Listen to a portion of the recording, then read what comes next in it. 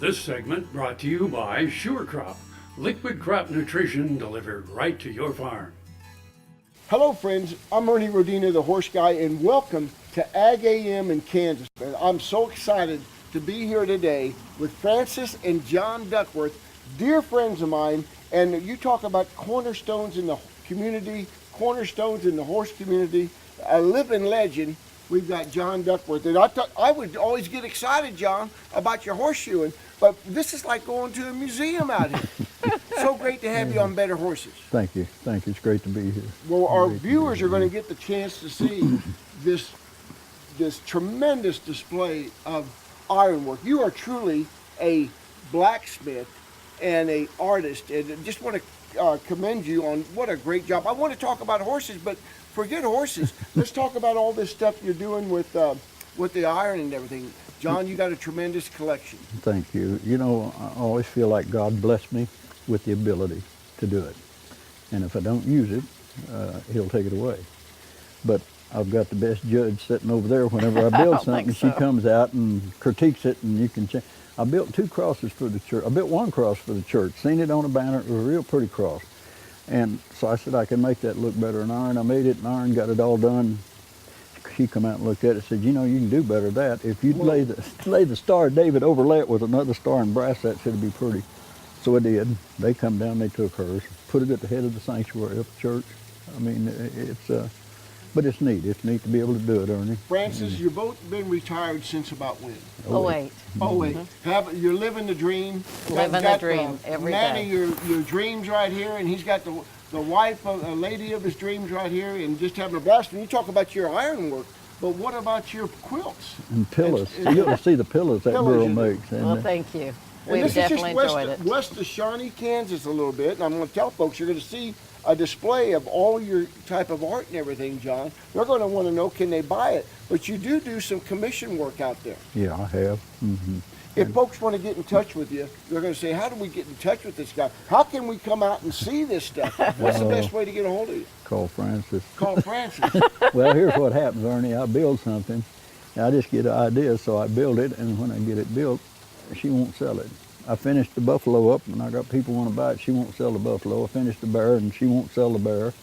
She wants to keep it all. Sitting here talking to you about, John, you're one of the greatest horseshoers, I think, in the country, and you had the opportunity to work with a lot of great ones just around this area. How rewarding that must be.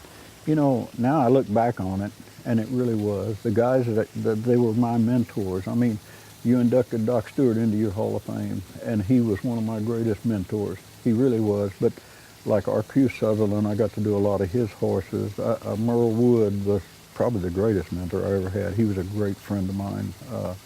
Al Becker, president of the American Quarter Horse. I got to work for all these guys, and I've got stories about them all. And horses we got to work on. I love to work on crippled horses. Dr. Barnett probably did more for me in my later years of shoeing because he got me more involved with working on the crippled horses.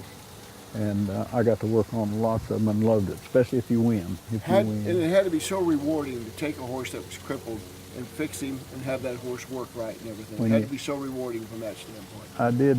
Joe Turner's sister had a mare that foundered, a 12-year-old mare, and the vet up there at Meriden sent the horse down here, said we'll put him to sleep, but John might do something. I made a set of heart bars and put on the horse. Anyway, in a year's time, this horse is back sound, and I told her, she says, can I ride him? And I said, well, you might be a little heavy, give it to a kid. And she leased it to the Wiseman girl out there. The first year, I think she won a saddle and 18 buckles, and I kept getting little notes from Paige every time she'd win something. And look what that little girl's doing. Yeah, I know. Look at her today, where she's at today. But I know it's been in my lifetime, my career before getting to do a lot of the stuff we're doing now, it was a real honor to be able to work with you, John, and get to know you. I consider you a dear friend, and I'm so excited about what you're doing with your second part of your career with this art. Just unbelievable, folks. You got to see it, and I'll have John's number posted on my website. We'll get a hold of you, how to get a hold of him and everything. So it's just great to be here. Wonderful place, Francis. So proud of you, and so much fun. I look forward to coming out here so much because you're dear friends from that standpoint. And I just want to urge everybody to check it out, get a chance to see this. You're going to love the tour we're going to take with you, that we're taking you on with our film crew showing you this great work and everything. So, you know, I just like to leave on telling you I hope you invite us back out, because I plan on having a summer Better Horses picnic right here on your patio. We would love it. Yeah, really good, because I tell you what, you've been such givers and continue to be such givers to the equine industry. One of the greatest blacksmiths, artists, a great husband, father, horseman, and it's an honor. I'm a better guy, John, because I know you. I hope you enjoyed this trip to Western Shawnee, Kansas. I'll tell you what, unbelievable. We had a wonderful time. Make sure you tune in to AGam in Kansas every day. Until next week, happy trails, and make sure you always ride for the band.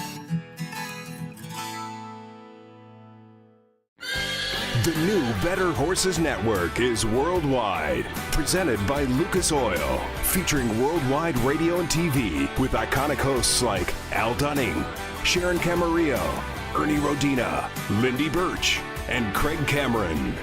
With American Cowboy, Horse and Rider, Brushy Creek, Cavenders, and Ride TV. Worldwide radio and TV. The all-new Better Horses Network.